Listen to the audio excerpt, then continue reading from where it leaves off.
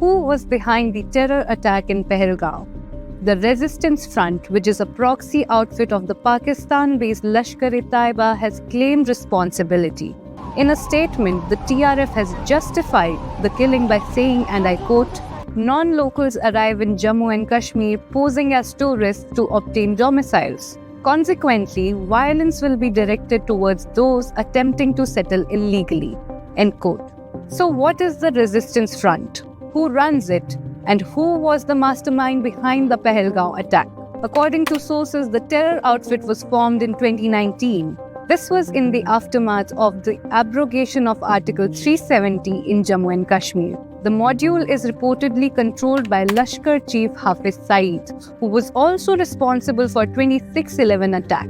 According to the United Nations Security Council, he is in the custody of the government of Pakistan and is serving a 78-year prison sentence since 12th February 2020.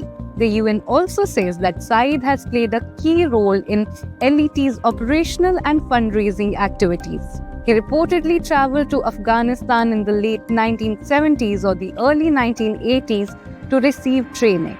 In 2005, Saeed is said to have played a key role in determining where graduates of an LET camp in Pakistan will be sent. He also reportedly organized the infiltration of LET terrorists into Iraq. In 2006, Saeed is said to have established an LET office in Quetta to assist the Taliban in conducting their operations in Afghanistan. Indian intelligence agencies maintain that Hafiz Saeed and his terror organizations are backed by Pakistan's military and its intelligence agency ISI. They also believe that it comprises foreign terrorists who are supported by local militants and overground workers from Kashmir. In the Pahalgam attack, police have identified 3 suspects, 2 of whom are Pakistani nationals, but one is a resident of Kashmir's Anantnag. And it's not just the Pahalgam attack.